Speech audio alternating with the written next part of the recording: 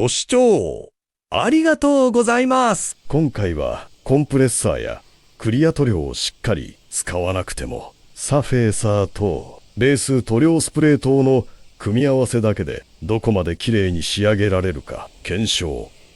DIY 塗装を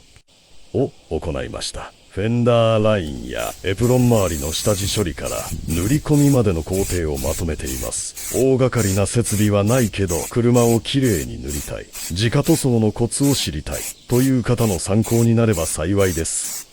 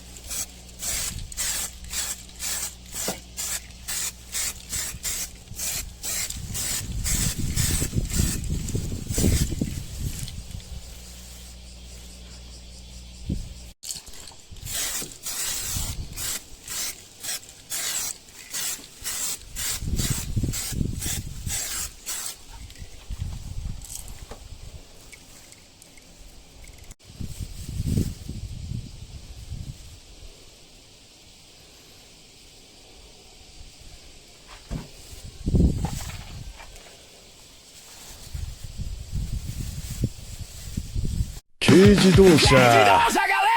ガレージ DIY で夢を走らせよう。チャンネル登録よろしくね。